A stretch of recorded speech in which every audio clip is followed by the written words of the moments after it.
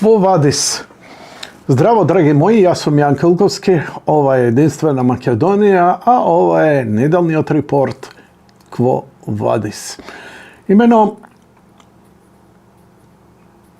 kako nikog do сега посакав да имам секој ден, затоа што настаните што се случуваа во светот се преакумулираа, така што ќе мора доста интересни работи да ги исфрлиме во овој краток извештај за оно што се случуваше изминативе 7 дена. Иако сакав малку повеќе време да посветам за Nutcracker или оревокршачката, како што се нарекува новата ракета на Русија, со која ја гаѓа Украина, откако и ги дадоа дозвола со ракети со далек дострел да гаѓа цели во Русија.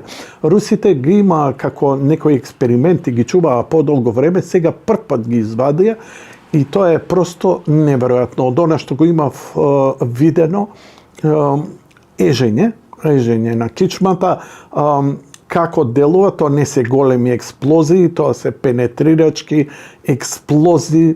Дури некој велат дека со способност да убие возачот или со возачот, а другите да преживеат. Така пенетрира како игла.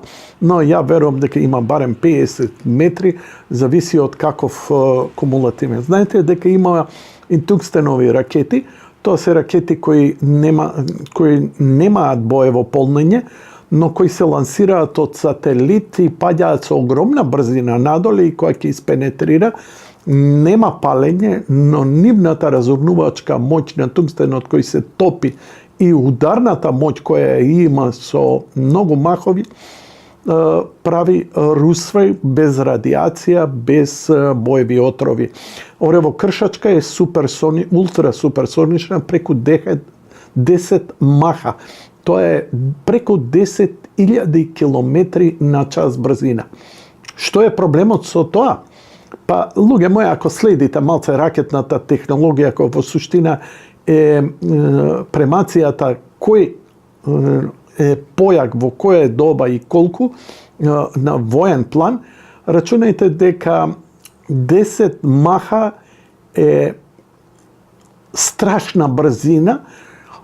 Пазете, не е само брзината да се постигне, туку треба да се одбегнува, да врти лево, десно, нагоре, надоле, за да погоди точно, да ги одбегне противвоздушните антиракетни системи кои се исто така страшно прецизни. Пенетрирањето на ракетите оревокршачка кога се случија навечер, за да може убаво да видат, мислам дека и сето тоа беше спремно, покажа дека нема одбрана од нив, а дека има прецизно биење, што значи во Зеленски да се скрие со владата во основно училиште полно со деца, ќе го погодат точно, све друго ќе остане. Мислам, карикирам малку, но толку е страшна работата и гледајте сега како се спушти топката.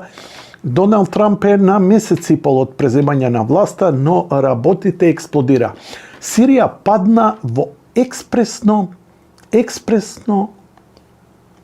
не, просто е неверојатно. Со години Сирија се мачи, се бори, се обидува да ја задржи територијата, турците се сега, но падна за многу кратко време. Оно што мене ме зачуди, бидејќи Сирија не ја следе баш многу од времето, од последното бомбардирање кога беше пред да ги стават ракетните одбранбени системи русите, С-400, мислам дека се стиши многу работата, затоа што не можеше да се бомбардира, а ИСИС ги снема. ИСИС ги знаете, тоа е радикална исламска организација, крајно радикална. Значи, зборам, ако во комунизмот ги имавме црвените кмери, во ова религиозно ги имаме ИСИС, кои буквално масакрираат се што немуслиманско население. И одеднаш следам, читам последниве 10 дена, бунтовниците од Сирија. Кои се овие бунтовници, човече? Какви бунтовници? Прошлиот пат ви реков дека новинските агенции донесуваат на запад, вика, едните бунтовници во ИСИС, во Сирија се борат против другите, а едните се, не знам, тренирани од ЦИА, а другите се тренирани од американската војска.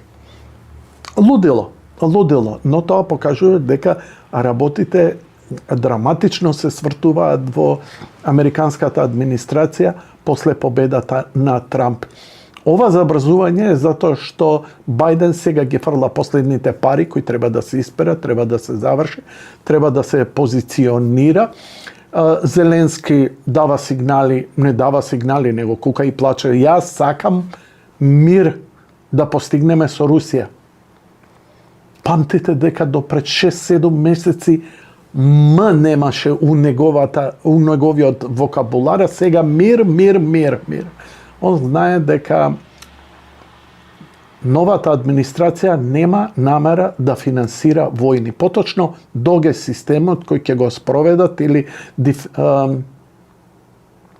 Department of Government Efficiency, преку 550 федерални единици ќе бидат од 550 ликвидирани ќе бидат скоро 400, само 99 ќе останат. Тоа се огромни пари кои ќе се заштедат и ќе идат во американската економија, која е просто пред колапс, затоа што овие краде, како што СДСМ крадеш. Но, нели, зато и народот се свести и оние што имаат некаков интерес од Македонија, стана јасно дека овдека ќе биде трета Балканска војна, а тоа е и светска војна, ако Македонија се распадне економски и неодржливо стане, неиздржлива, неодржлива државата. Сирија се случи премногу брзо и за многу кратко време. Асад пребега со својата фамилија и доби азил во Москва. И се во ова се случи, нема жртви, Куршум не се испука. Тук и тамо нешто као се препука, ништо од она години што го гледавме. Неговата стабилна војска очигледно доби наредба и да се повлече, она е повлечена. Сирија нема да постои како што ја знаеме, како единствена земја, тоа ќе биде расцепкано како Југославија, онака на парчиња и парчиња. Дали сега војската ќе се приклучи до овие бунтовници кои одеднаш не се радикални исламисти, туку бунтовници. Ја само се плашам дека ќе страда христијанското православно население, кое режим или не, Асад го штитеше во својата земја. Ја мислам дека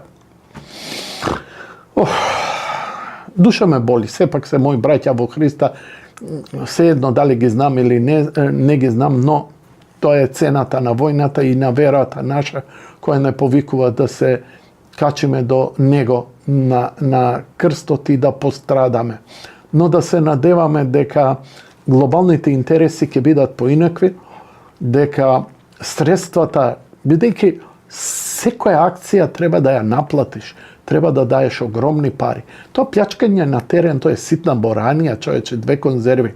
Треба огромни пари да дадеш ти, да масакрираш, да заташкуваш, па да мотивираш, да плаќаш луѓе тоа да го прават.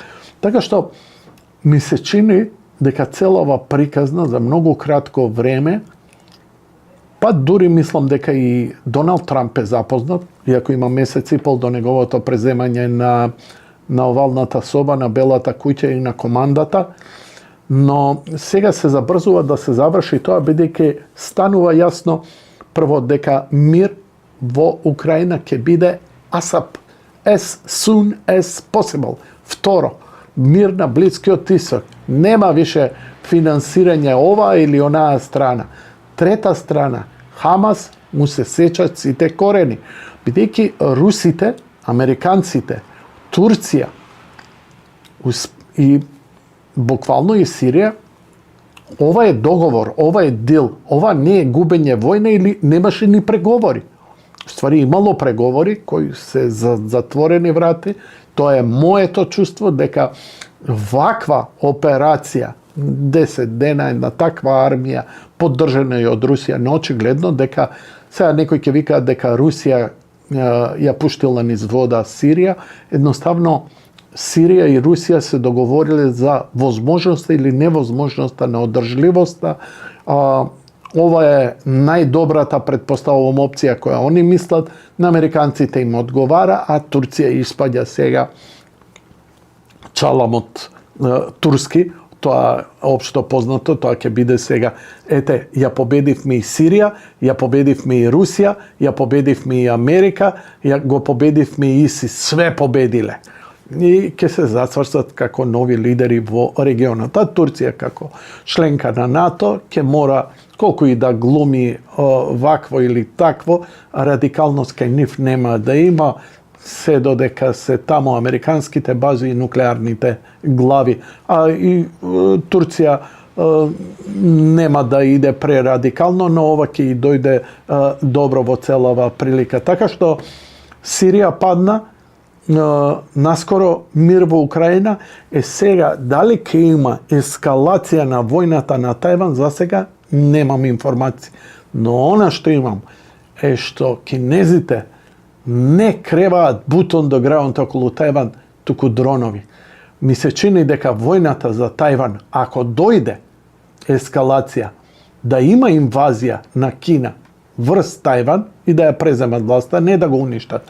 Они си сметаат дека е тоа нивна територија. Она што е твое, не го убиваш, не го уништуваш. Едноставно си го преземаш. Американците се цврсто уверени и убедени дека тоа нема да го направат. Дали ќе го направат или не, не знам, но се уште не ми се јасни мотивите на штих пробата што беше во Јужна Кореја. Јужна Кореја, председателот, затоа што левицата се осоколила, дига војска на улици и овие на некој начин не знам, државен удар што направи, полициски час воведе. Па американците као загрижени, па русите као загрижени, па ова... Што е целава игранка? Пребрзо се случува, не ги даваат податоците, новинарството е исклучиво на копче и нормално новинарите анализираат она што ќе им се каже. Оние па независните, ајде да речем, и јас сум на некој начин независен, бар во овој сегмент, што се вика, но проблем е што до мене не доаѓаат такви информации. Но ја она би го споел со она што допрва Трамп го најави, а тоа е големото кастрење на огромни пари за војни низ светот, каде што од 6.000 милиарди ќе се сведе за 2 години на 2 милиарди. Значи 4.000 милиарди долари помалце ќе има за војни низ светот. Но некои жаришта мора да ги затворат. Тоа е мојата предпоставка што се случува и зошто се случува.